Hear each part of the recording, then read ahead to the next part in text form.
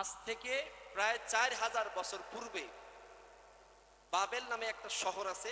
এই শহরের প্রধান বিচারপতি, প্রধান রাষ্ট্রনায়ক কিংবা শাসক ছিলেন মিস্টার নমরুদ।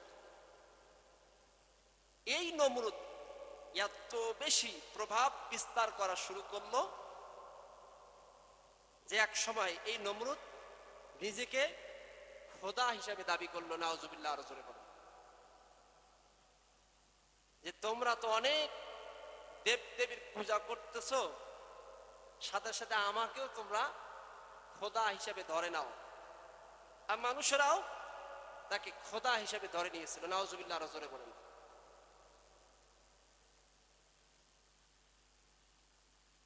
তো এই নমরুদ প্রভাব বিস্তার করছিলেন। হঠাৎ করে এই নমরুদ একদিন হঠাৎ করে স্বপ্ন পেলেন যে আমার এই দেশে, এই এলাকায় একজন সন্তান জন্মগ্রহণ করবে, সে আমার বিরুদ্ধাচরণ করবে, সে এক খোদার দাওয়াত দিবে, আমার আর কোনো কিছু থাকবে না। এই স্বপ্ন সে পেলেন। তো তাফসীরের মধ্যে বর্ণনা এসেছে, এই স্বপ্ন পাওয়ার সঙ্গে সঙ্গে এই নমরুদ তার মন্ত্রী পরিষদদেরকে নিয়ে বসে পড়লেন যে আমি একটা এই স্বপ্ন পেয়েছি, আমাকে একটা কাজ করতে হবে যে এই দেশে কোনো প্রকার কোনোভাবে যেন কোনো পুত্র সন্তান জন্মগ্রহণ না করে। হযরত মূসা আলাইহিস সালামের সাথে একটা রিলেটেড আছে। আর এই দায়িত্বটা অর্পণ করলো মিস্টার আজরের উপর। আর এই মিস্টার আজর ছিল হযরত ইব্রাহিম আলাইহিস সালাম এর বাবা। অর্থাৎ মন্ত্রী পরিষদের মধ্যে সবথেকে যে বড় মন্ত্রী ছিল তার নাম ছিল মিস্টার আজর। এই আজরকে এই দায়িত্ব অর্পণ করা হলো যে তোমার দায়িত্ব থাকলো এই দেশে, এই জায়গায় কোনো প্রকার কোনোভাবেই যেন কোনো পুত্র সন্তান জন্মগ্রহণ করতে না পারে। নাউজুবিল্লাহ, আরো জোরে বলেন। জোরে বলেন নাউজুবিল্লাহ। যুগে যুগে কালে কালে যারা আল্লাহর আইনের বিরোধিতাকারী তাগুতরা, ইহুদি খ্রিস্টানরা, নাসরারা সর্বদাই চাইতো যে মানুষ যেন বেশি না হয়। আজকেও সমাজের মধ্যে খ্রিস্টানরা তারা সূক্ষ্মভাবে চালাচ্ছে যে দুইটার বেশি নয়, একটা হইলে কি হয়, কি এই কথাগুলো শোনেন না আপনারা? দুইটার বেশি নয়, অর্থাৎ বেশি সন্তান নেওয়া যাবে না, বেশি সন্তান নেওয়া যাবে না। কিন্তু রাসূল পাক সাল্লাল্লাহু আলাইহি সাল্লাম আবার বলেন যে যেই পরিবারে যেই মহিলারা বেশি বেশি সন্তান দেয় সেই পরিবার থেকে তোমরা বিবাহ সম্পন্ন করো। জোরে বলেন সুবহানাল্লাহ। যত বেশি উম্মত বাড়াবে তত বেশি আল্লাহওয়ালা হবে, আল্লাহর নাম উচ্চারণ করা ব্যক্তি হবে। কিন্তু কালের বিবর্তনে আজকে দেখেন, সেই সময় যেভাবে তারা চেষ্টা করেছিল যে সন্তান কমানো, আজকেও তারা ওই একই পদ্ধতিতে, বিভিন্ন পদ্ধতিতে তারা এই চেষ্টা চালাচ্ছে। আমাদের এই কথাগুলো কান দেওয়া যাবে না। প্রিয় ভাইরা আমার, এই ঘোষণা দেওয়ার পরে এই মিস্টার আজর চতুর্দিকে সার্চ লাইট চালালেন, অপারেশন করলেন যে কোনোভাবে কোনো সন্তান যেন এই বাবেল শহরে জন্মগ্রহণ করতে না পারে। কিন্তু আল্লাহর পরিকল্পনা মহাপরিকল্পনা। সেই মিস্টার আজরের পরিবারে, অর্থাৎ তার ঘরে তার স্ত্রীর ঔরসে হযরত ইব্রাহিম আলাইহিস সালামকে আল্লাহ তাআলা প্রেরণ করলেন। জোরে বলেন সুবহানাল্লাহ, আরো জোরে বলেন সুবহানাল্লাহ। কারণ আল্লাহ পাক বলেন ওয়া মাকারু ওয়া মাকারাল্লাহু ওয়াল্লাহু খায়রুল মাকিরিন।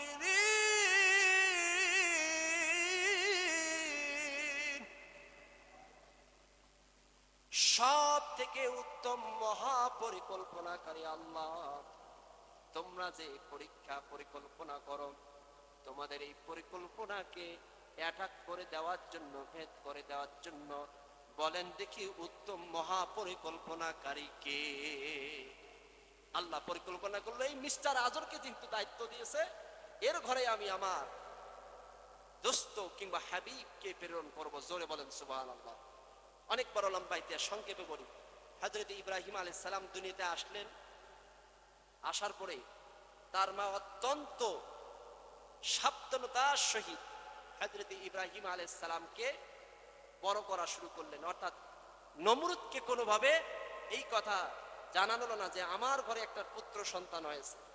তাফসীর মধ্যে বর্ণনা এসেছে হযরত ইব্রাহিম আলাইহিস সালামকে তার মা গুহার মধ্যে রাখতেন, গুহার মধ্যে রেখে আসতেন, আর কিছু সময় রাতের বেলা গিয়ে তাকে খাদ্য দান করতেন। জোরে বলেন সুবহানাল্লাহ। দেখেন কতটা পরীক্ষার সম্মুখীন হয়েছিলেন। প্রিয় ভাইরা আমার, এভাবে হযরত ইব্রাহিম আলাইহিস সালাম বড় হয়ে গেলেন। তাফসীরের মধ্যে বর্ণনা এসেছে যখন তার বয়স 8 কিংবা 9 বছর বয়স, তখন কিন্তু বাড়িতে রাখা শুরু করলো। কারণ ওইটা তো কেটে গেছে। ছোট সন্তান হয়ে গেলে কি হইতো, তাকে হত্যা করতে হবে, তাকে দুনিয়া থেকে বিদায় করে দিতে হবে। যখন একটা সন্তানের 8 কিংবা 9 বছর বয়স হয়ে গেল, হযরত ইব্রাহিম আলাইহিস সালাতু ওয়াস সালাম বাড়ির মধ্যে বসে থাকে।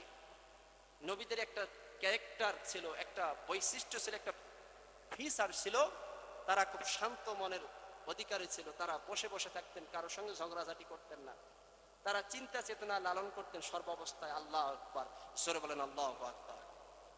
হযরত ইব্রাহিম আলাইহিস সালাম বসে আছেন। তার বাবার পেশা ছিল, আপনারা অনেকেই জানেন তার বাবার পেশা কি ছিল, মূর্তি পূজা তৈরি করা।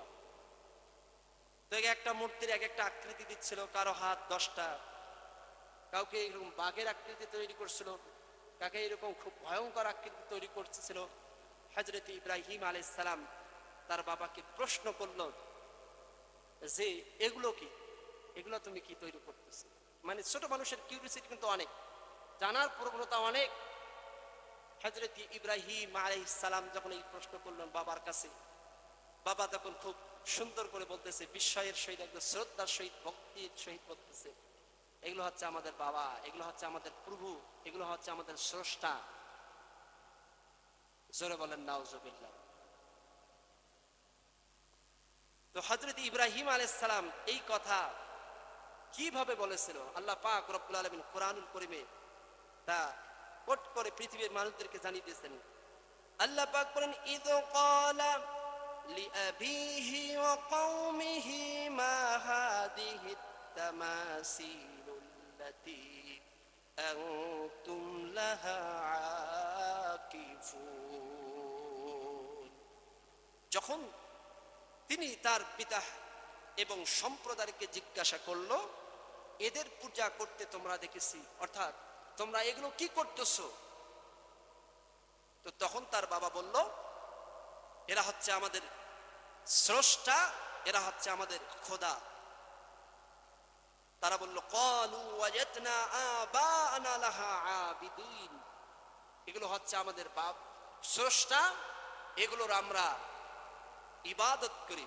হযরত ইব্রাহিম আলাইহিস সালাম বলল, তোমাদের প্রভু কি কথা বলতে পারে? দেখেন বিচক্ষণতা, দেখেন।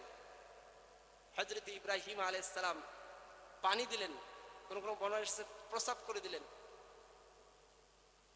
এই অবস্থা দেখার পরে হযরত ইব্রাহিম আলাইহিস সালাম বললেন, তোমার স্রষ্টাদের গায়ে আমি আঘাত করলাম, পানি দিলাম, তো ওরা তো বলতে পারলো না।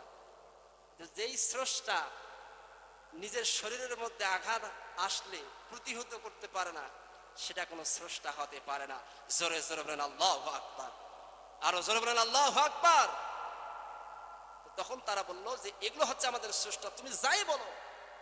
আবাআনা লাহা আবিদিন, আমরা দেখেছি আমাদের বাপ দাদারাও এদের পূজা করত, এদের ইবাদত করত, এদের সর্ব অবস্থায় তারা আনুগত্য করত।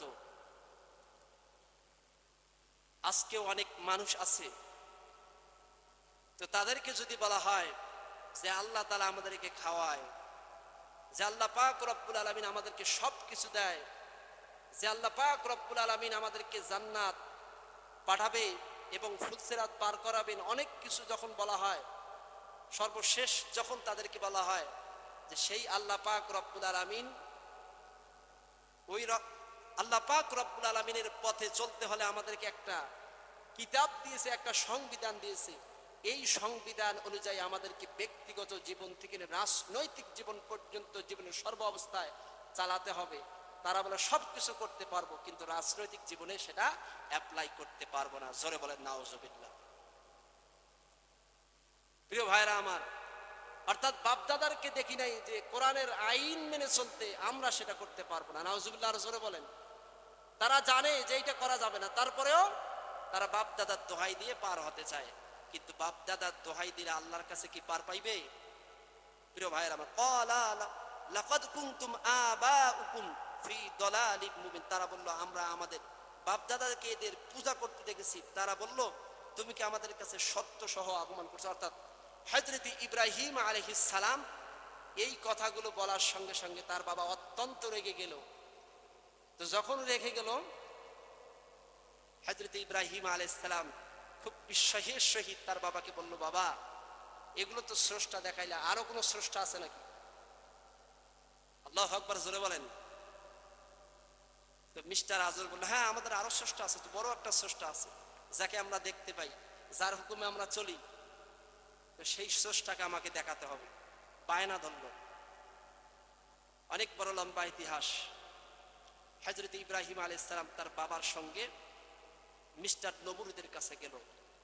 মিস্টার নমরুদকে দেখার পরে হযরত ইব্রাহিম আলাইহিস সালাম ভৎসনার সহিত তার বাবাকে বলতে থাকলো যে এইরকম একটা কুৎসিত মানুষ কিভাবে আমাদের স্রষ্টা হতে পারে?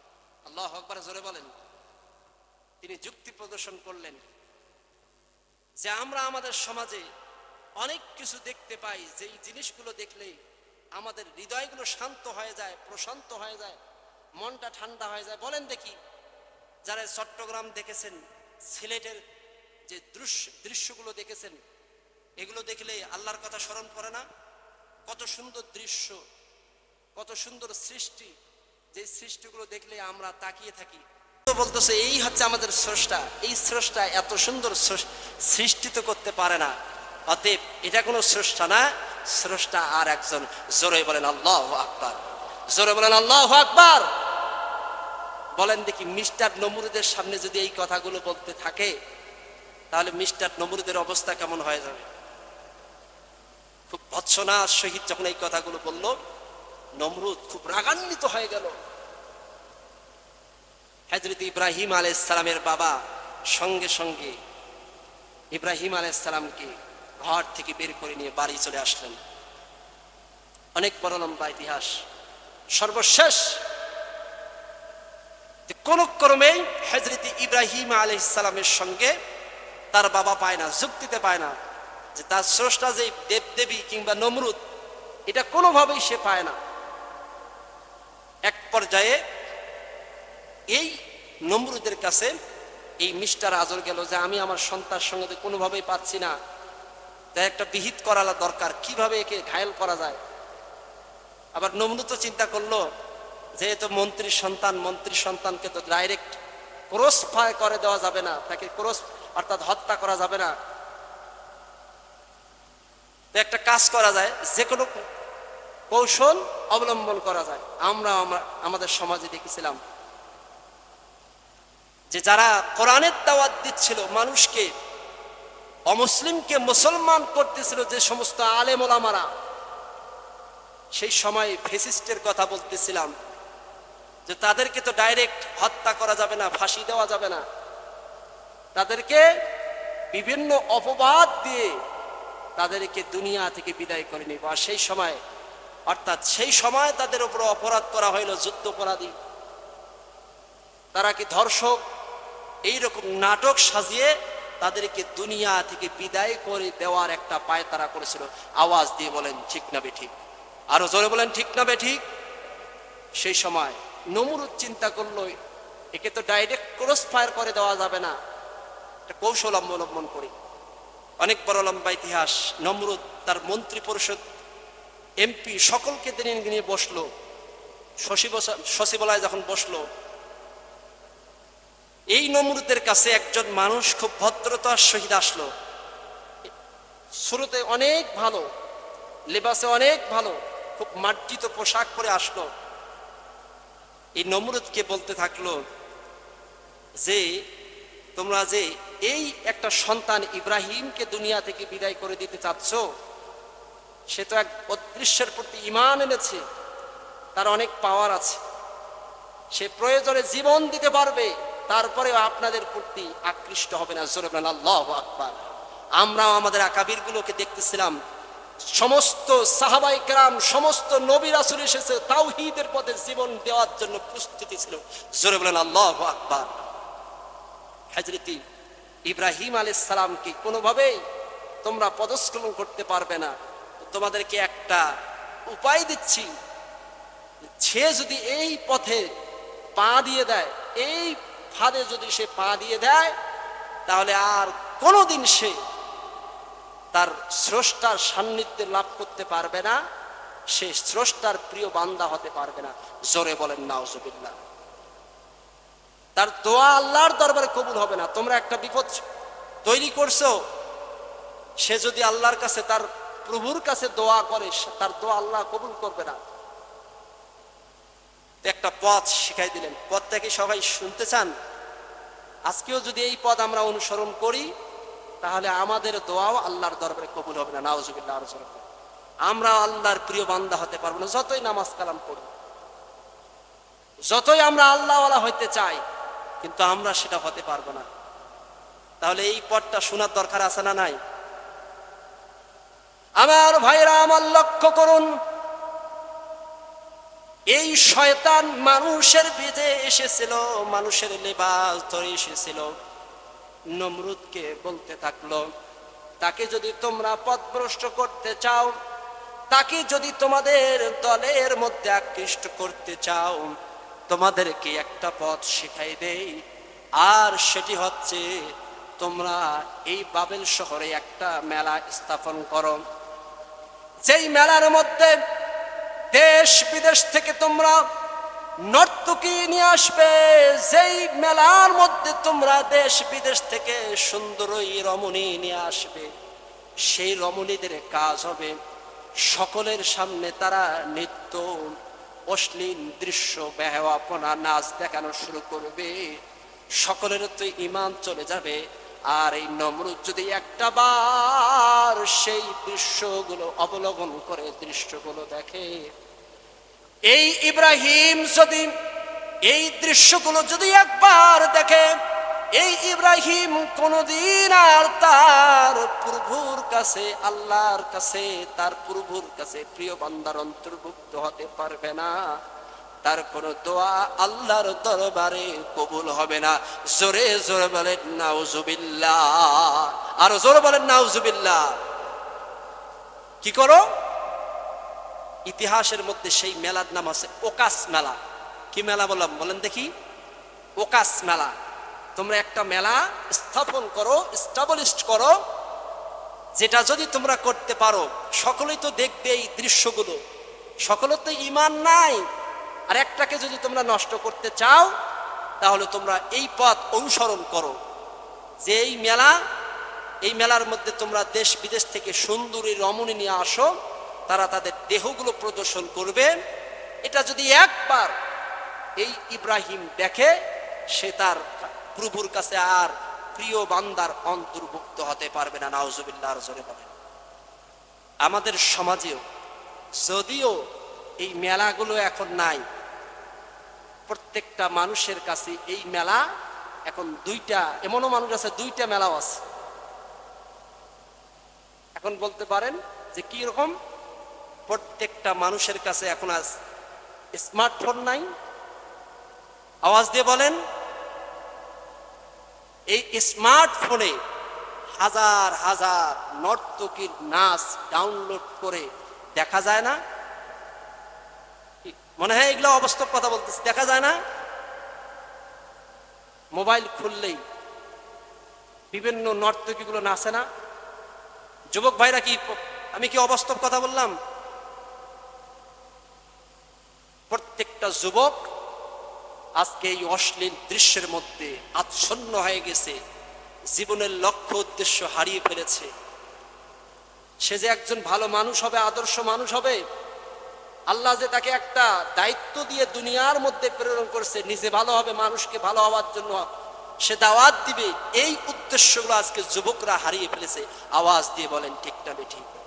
তার একমাত্র কারণ, একটি মাত্র রিজন, সেটি হচ্ছে রাত ভর আজকে অধিকাংশ যুবকরা অশ্লীল দৃশ্যের মধ্যে, নগ্ন ছবির মধ্যে তারা মাতোয়ারা হয়ে যায় দুনিয়া থেকে। অর্থাৎ রাতের পর রাত, দিনের পর দিন, বছরের পর বছর এই আচ্ছন্ন অন্ধকার জগতের মধ্যে আজকে নিমজ্জিত হয়েছে।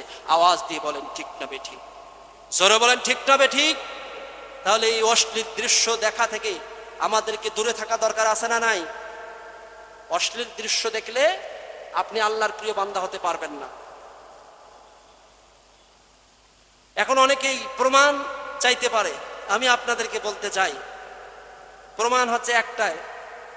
আপনি রাতের মধ্যে রাত ভর খারাপ দৃশ্য দেখলেন, ফজরের নামাজ পড়তে আসলেন, দোয়া করতেছেন আল্লাহর কাছে, আপনি দোয়া করতেছেন, কিংবা সেজদায় চলে গেছেন। একজন বান্দা যখন সেজদায় চলে যায়, ওই বান্দা এবং আল্লাহর মাঝে কোনো পার্থক্য থাকে না, একদম কাছাকাছি হয়ে যায়। তো সেই সময় আপনার মনে পড়লো, ওই যে দৃশ্য দেখছেন, কোন নর্তকের একটা দৃশ্য দেখেছেন, ওই দৃশ্যটা যদি আপনার চোখের সামনে আসে, আল্লাহর প্রতি সেই শ্রদ্ধা ভক্তি আসবে? আওয়াজ দিয়ে বলেন, আল্লাহর দরবারে যদি শ্রদ্ধা ভক্তি না আসে, আল্লাহ আপনার দোয়া তো কবুলই করবে না। তাহলে যুবক ভাইরা, আজকে থেকে জীবনের সর্ব অবস্থায় খারাপ দৃশ্য থেকে বিরত থাকবো তো ইনশাআল্লাহ? ইনশাআল্লাহ তো মানে বেশিরভাগ দাড়ি পাকা মুরব্বী চাচারা বলবো, আপনাদের থাকি তো এখন লাভ নাই, আপনাদের হাতে তো মোবাইলে নাই, আপনাদের তো সেই জায়গায় নাই। ইনশাআল্লাহ বলতে আমার এই প্রাণপ্রিয় তরুণ যুবকদেরকে বলতে হবে। যুবক ভাইরা, আপনাদের কাছে শুনতে চাই, জীবনের সর্ব অবস্থায় খারাপ দৃশ্য থেকে বিরত থাকবো তো ইনশাআল্লাহ? জোরে বলেন ইনশাআল্লাহ। প্রিয় ভাইরা আমার, সমাজের মধ্যে এখন সব থেকে যে বিষয়টা আমাদের সামনে ধ্বংস করতেছে, এই মোবাইল, এই খারাপ দৃশ্য। আপনারা কি ভুলে গেছেন, নীলফামারীতে এই 2-3 দিন আগে 5 বছরের সন্তানকে নিজের বাবা ধর্ষণ করলো? আপনারা কি শোনেন নাই? কে শোনেন নাই? কিসের কারণে? আসক্ত হয়ে গেছে, মোবাইলের মধ্যে আসক্ত হয়ে গেছে, মাদকাসক্তর মধ্যে আসক্ত হয়ে গেছে। আমরা তো যারা মাদক সেবন করে তাদেরকে তো খুব ঘৃণা করি, কিন্তু সায়েন্টিস্টরা বলেছে যে যারা মোবাইল এডিক্টেড, জীবনের সর্ব অবস্থায় খারাপ দৃশ্য মধ্যে আসক্ত হয়ে গেছে, তারা একজন মাদক সেবনকারীর থেকেও তারা খুব খারাপ পর্যায়ে আছে। নাউজুবিল্লাহ, আরো জোরে বলেন। তো মাদক সেবন করার কারণে, কিংবা আজকে নিজের সন্তানকে চিন্তা করে দেখেন, একটা সন্তান নিজের কাছে কতটা প্রিয় হয়। সন্তানের জন্য অনেক মানুষ জীবন দিয়ে দেয়, মায়েরা জীবন দিয়ে দেয়। কত কষ্ট করে এই সন্তানকে দুনিয়ায় আসার সময় মা কত কষ্ট করছে। জীবন মরণ শান্তিক্ষণ সময় গলা কাটা মুরগির মতো মা লাফাচ্ছিল।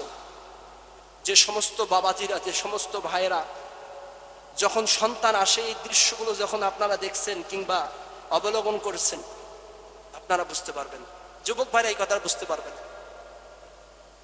বলেন দেখি, মা চাষিরা খুব মানে গলা কাটা মুরগির মতো লাফাচ্ছিল না? দৌড়াচ্ছিল না? আমাকে বাঁচাও, আমাকে বাঁচাও। সকলেই তাকে চিপি ধরছিল। একটা সন্তান কত কষ্ট করে নিয়ে আসে, এই সন্তানকেও আমরা নিজের একটা, অর্থাৎ একজন নারী সন্তান, অর্থাৎ একজন শিশু সন্তান বাবার কাছে আজ নিরাপদ নয়। কিসের কারণে? এই এডিকশন কিংবা এই আসক্তর কারণে। আওয়াজ দিয়ে বলেন ঠিক না বেঠিক? আজকে সমাজের মধ্যে প্রত্যেকটা আত্মহত্যার পেছনে সব থেকে যেটা মূল কারণ, আজকে পরকীয়া। পরকীয়া কি এমনি এমনি হয়? ওই যে খারাপ আসক্ত, খারাপ বিষয়গুলো দেখছে,